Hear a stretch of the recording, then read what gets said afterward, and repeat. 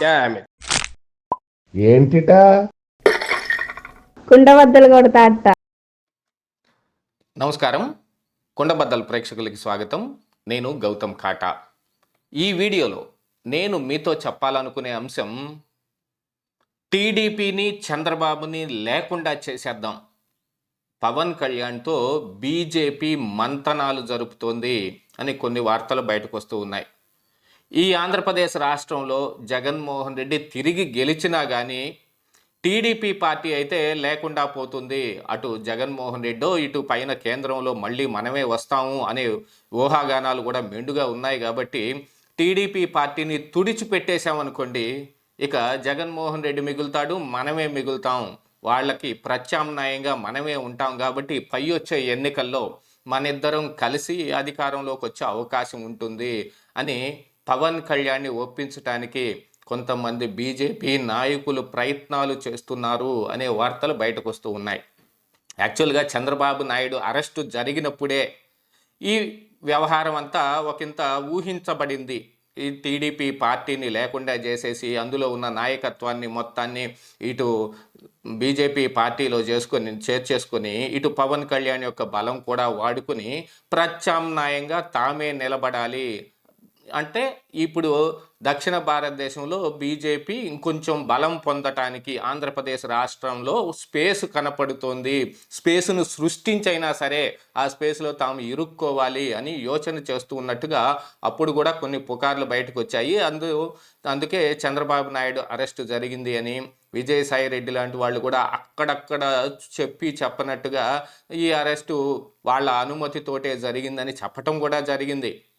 ఇలాంటివన్నీ జరుగుతున్న ఈ తరుణంలో ఎన్నికలు రాబోతున్నప్పుడు ఇప్పుడు టీడీపీ పార్టీతోటి జనసేన ఆల్రెడీ పొత్తులో ఉంది.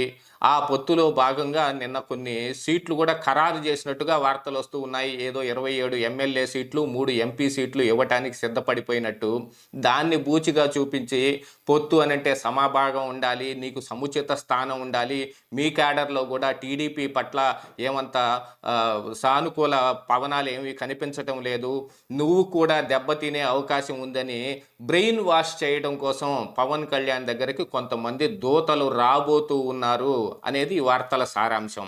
మరి ఇది నిజంగా చేస్తుందా బీజేపీ ఎలాగనే అనుకుంటుందా?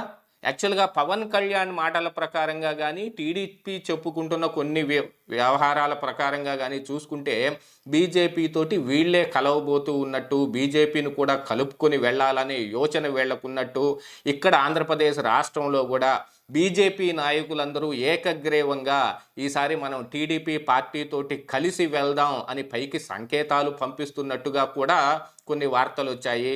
ఎందుకంటే జగన్మోహన్ రెడ్డి మీద ఆంధ్రప్రదేశ్ రాష్ట్రంలో విపరీతంగా వ్యతిరేకత ఉంది. తిరిగి జగన్మోహన్ రెడ్డి ఏం చేసినా గెలిచే అవకాశాలు లేవు. సొంత పార్టీలోనే సొంత ఎమ్మెల్యేలే ఆయన పట్ల వ్యతిరేక గళం వినిపిస్తూ ఉన్నారు. చాలామంది పార్టీలు మారిపోతూ ఉన్నారు. అలాంటివి కొన్ని జనసేనలో చేరుతూ ఉన్నారు, టీడీపీ పార్టీలో కూడా చేరుతూ ఉన్నారు. కాబట్టి జగన్మోహన్ రెడ్డి తిరిగి గెలవలేదనుకోండి, ఇలాంటి ఆట మనం ఒకటి మొదలుపెట్టి టీడీపీని లేకుండా చేద్దామని అనుకుంటే టీడీపీ పార్టీయే బలంగా ఉంది. రేపు అధికారంలోకి వస్తే వాళ్ళు తిరిగి ఇక్కడ బీజేపీని కనీసం ఏమీ చేయకుండా అడ్డుకునే అవకాశాలు ఉన్నాయి. కేంద్రంలో అధికారంలో ఉన్నప్పటికీ కొన్ని రాష్ట్రాల్లో కాంగ్రెస్ అధికారంలో ఉంది. ఆయా రాష్ట్రాలకి మనం ఏమేం చేయాలో అవి చేయక తప్పదు. అలాగనే ఆంధ్రప్రదేశ్లో ఉన్న టీడీపీ గవర్నమెంట్ వస్తే గనుక వాళ్ళకు కూడా అవి చేసి తీరాల్సిందే. దాంతోపాటుగా చంద్రబాబు నాయుడు ఒక డేంజరస్ గేమ్ ఆడటం మొదలు పెడతాడు. టోటల్గా ఇండియాలో మొత్తంగా ఉన్న బీజేపీ వ్యతిరేక పార్టీలన్నింటినీ కూడగట్టే ప్రయత్నం చేస్తాడు. ఇక మీదట బీజేపీ మీద యుద్ధమే ప్రకటిస్తాడు తప్ప ఇప్పటి వరకు చంద్రబాబు మన పట్ల సానుకూలంగానే ఉన్నాడు.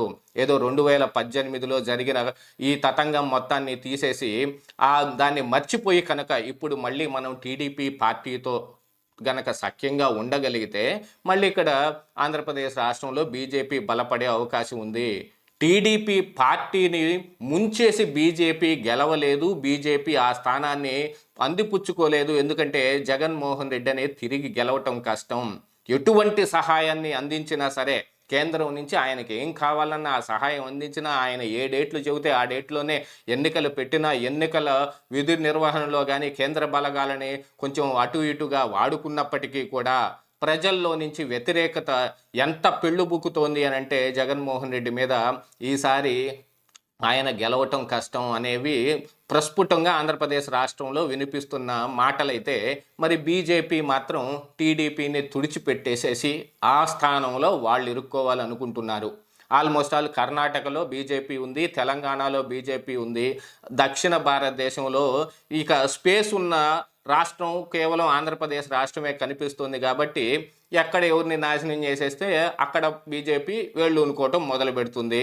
ఆల్మోస్ట్ ఆల్ ఇప్పుడు నితీష్ కుమార్ని కూడా గఠబంధన్లో నుంచి బీహార్లో గఠబంధన్తో కాంగ్రెస్ పార్టీతోటి మిగతా వాళ్ళతో కలిసి ఉన్న ఆయన బయటకు లాగేసి ఎన్డీఏలోకి చేర్చుకుని మళ్ళీ దాని ద్వారా ఆయనకి అధికారాన్ని కట్టబెట్టారు. ఇలాంటి విచిత్రమైన గేమ్ ఆడటం బీజేపీ ఆల్రెడీ మొదలుపెట్టేసింది. మాకు 330 స్థానాలు ఖచ్చితంగా వస్తాయి అని అనుకునే వాళ్ళు ఇలాంటి గేమ్లు ఆడాల్సిన అవసరం లేదు. యూపీ, బీహార్, గుజరాత్, లేకపోతే రాజస్థాన్, పంజాబ్ ఇక్కడంతా మనం స్వీప్ చేసేస్తాము అని అనుకుంటూ ఉన్నారు. కానీ మరి బీజేపీ ఈ బీహార్లో ఎలాంటి వింత ఆట ఎందుకు ఆడాల్సి వస్తుంది? ఉత్తరప్రదేశ్లో కూడా ఎస్పీ బలంగా ఉంది. బీజేపీ పార్టీ గెలిచినప్పటికీ బీజేపీ తరపున యోగి ఆదిత్యనాథ్ సీఎంగా కొనసాగుతూ ఉన్నప్పటికీ కూడా 45 అసెంబ్లీ స్థానాలని కోల్పోయి మరీ అధికారాన్ని నిలబెట్టుకున్నారు. ఆ బలాన్ని సమాజ్వాదీ పార్టీ ఆకట్టుకుంది. వాళ్ళు 55 పోయిన గతంలో ఉన్న ఎన్నికల్లో వచ్చిన సీట్ల కంటే కూడా 55 ఎక్కువ సీట్లు సాధించారు. అలాగనే పంజాబ్లో ఏం జరగబోతోందో తెలియదు. మొన్నటికి మొన్న రాజస్థాన్లో జరిగిన ఒక ఉప ఎన్నికలో సిట్టింగ్ ఎమ్మెల్యే మంత్రి అయిన వాడు కూడా 12,000 ఓట్ల తేడాతోటి ఓడిపోవటం జరిగింది. అందుకని ఇప్పుడు బీజేపీ ఇలాంటి వింత ఆట ఆడబోతోంది.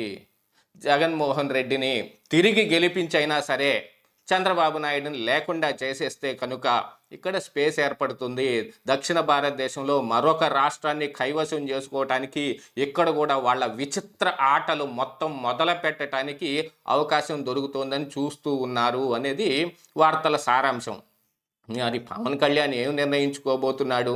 ఇటు టీడీపీ పార్టీతోనే ఉండబోతున్నాడా, లేదు కాదని పోయి బీజేపీతో చేరబోతున్నాడా? అది పవన్ కళ్యాణ్ ఇష్టం.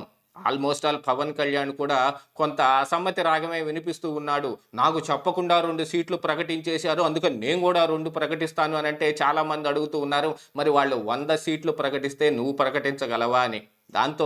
దానికంటే ముందుగా ఈ బీజేపీ తోటి అలయన్స్లో ఉన్నప్పుడు వచ్చిన ఉప ఎన్నికల్లో ఈ పవన్ కళ్యాణ్ ఉద్దేశాలను కానీ జనసేన పార్టీ యొక్క ఉద్దేశాలను కానీ ఏమాత్రం పట్టించుకోకుండా అందులో బీజేపీ పోటీ చేసింది. అప్పుడు పవన్ కళ్యాణ్ నోరెత్తి మాట్లాడలేకపోయాడు. మరి బీజేపీకి పవన్ కళ్యాణ్కి ఉన్న బంధం ఎలాంటిదైనా కూడా ఇప్పుడు టీడీపీ పార్టీతో కలవటం మాత్రం బీజేపీకి నచ్చలేదు. ఏదో విధంగా పవన్ కళ్యాణ్ని బయటకు లాగటానికి చూస్తున్నట్టుగా కనిపిస్తూ ఉంది. మరి రానున్న ఎన్నికల్లో టీడీపీ జనసేన కలిసే పోటీకి వెళ్తాయా, లేదా పవన్ కళ్యాణ్ ఒకంత లొంగిపోయి బీజేపీతో కలిసిపోయి టీడీపీతో తెగ తెంపులు చేసుకుంటాడో చూసుకోవాల్సిన అవసరం అయితే ఉంది. కానీ బీజేపీ ఆడబోయే ఆట ఏదైతే ఉందో చంద్రబాబు నాయుడు లేకుండా చేసేయాలి అనేది అది మాత్రం జరిగేటట్టుగా అయితే ఏం కనిపించటం లేదు. ఇదే ఈరోజు కుండబద్దలు.